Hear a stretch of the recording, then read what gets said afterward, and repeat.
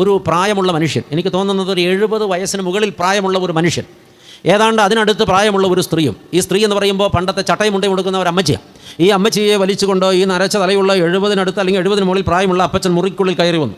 എന്നിട്ട് ഈ വാതിൽ അടച്ചു, കുറ്റിയിട്ടു. എനിക്കൊന്നും മനസ്സിലായില്ല, എന്തോ ചെയ്യാൻ പോകുകയെന്ന് മനസ്സിലായി. ഞാൻ ചോദിച്ചു, എന്താണെന്ന് ചോദിച്ചു. അപ്പോഴേ ഈ മനുഷ്യൻ പറഞ്ഞു, എനിക്കൊരു കാര്യം അച്ഛനോട് പറയാനുണ്ട്. എന്താ? ഞാൻ ഇവളെ കല്യാണം കഴിച്ചിട്ട് ഏതാണ്ട് 50 വർഷത്തിലധികമായി. മക്കളുണ്ട്, മക്കളുടെ മക്കളുമുണ്ട്. അച്ഛനറിയുമോ, ഈ 50 വർഷത്തിലധികം ജീവിച്ചിട്ട് ഇന്ന് വരെ ഒരു പ്രാവശ്യമെങ്കിലും ഞാൻ അവളുടെ സ്വന്തം പേര് വിളിച്ചിട്ടില്ല. അപ്പോൾ അച്ഛൻ വിചാരിക്കും മോളെന്നാണ് വിളിക്കുന്നത്. മോളെന്ന് വിളിച്ചിട്ടില്ല, കൊച്ചെന്ന് വിളിച്ചിട്ടില്ല. വിളിച്ച ഭാഷ അച്ഛനോട് പറയാൻ പറ്റത്തില്ല. ഒരു ദിവസം പോലും ഞാൻ അവളെ വിളിച്ച ഭാഷ ആരും കേട്ടാൽ കുളിച്ചാലും വൃത്തിയാകാത്തതാണ്. അതുപോലെ ഞാൻ വേദനിപ്പിച്ച ഒരു കഥാപാത്രമാണ് അച്ഛാ ഈ നിൽക്കുന്ന എൻ്റെ ഭാര്യ. ഒരുപാട് ഞാൻ തല്ലിയിട്ടുണ്ട്, ഒരുപാട് ചീത്ത വിളിച്ചിട്ടുണ്ട്, ഒരുപാട് ആക്ഷേപിച്ചിട്ടുണ്ട്, ഒരുപാട് അപഹസിച്ചിട്ടുണ്ട്. മുഖത്തേക്ക് വായല മുറുക്കാൻ എല്ലാം കൂട്ടി ഞാൻ 100 വട്ടത്തിലധികം തുപ്പിയിട്ടുണ്ട്, കാല് മടക്കി തൊഴിച്ചിട്ടുണ്ട്. എന്നാലും എന്നെ സ്നേഹിക്കുകയല്ലാതെ എന്നെ വെറുത്തിട്ടില്ല. ഞാൻ എത്രമാത്രം വലിയൊരു കിരാതനാണെന്ന് അച്ഛൻ്റെ വചനം കേട്ടുകൊണ്ട് ഈ 2 ദിവസം ഇരുന്നപ്പോഴാണ് എനിക്ക് മനസ്സിലായത്. ആദ്യത്തെ ദിവസം എനിക്ക് ഉറങ്ങാൻ പറ്റാത്ത കുറേ പരവേശമൊക്കെ ഉണ്ടായി. എപ്പോഴും ഞാൻ ഉറങ്ങിപ്പോയി. 11 കഴിയുമ്പോഴാണ് ഉറങ്ങാൻ വിടുന്നത്. വെളുപ്പിനെ വിളിച്ച് എണീപ്പിക്കുകയും ചെയ്യും. ദൈവമക്കളെ, ഇന്നലെ ആ മനുഷ്യൻ പറഞ്ഞു, ഇന്നലെ എനിക്ക് ഉറങ്ങാൻ പറ്റിയില്ല, ഇന്നൊരവസരം കാത്ത് ഞാൻ ഇരിക്കുക. ഞാനിപ്പോൾ ഒരു കാര്യം ചെയ്യാനായി മുറിക്കകത്ത് കയറി വന്നത്. എന്താ പച്ചാ?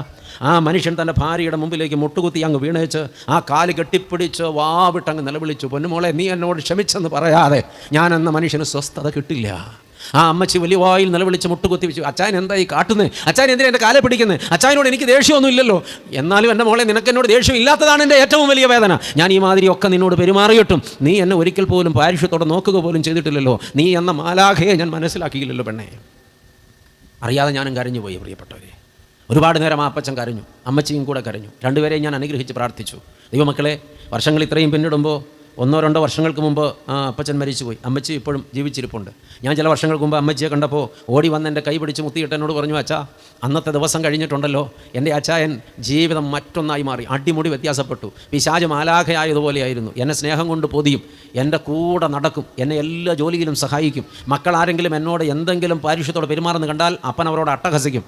അമ്മയോട് ക്ഷമ പറയടാ, അമ്മയെ തൊട്ട് കുരിശു വരയ്ക്കടാ, അമ്മ ദൈവത്തേക്കാൾ പ്രിയപ്പെട്ടവളാണെന്ന് മക്കളെ പറഞ്ഞു ശാസിച്ചമർത്തും. അച്ചോ, എൻ്റെ ഭർത്താവിനുണ്ടായ മാറ്റത്തിൻ്റെ പേരല്ലേ അച്ചോ മാനസാന്തരം.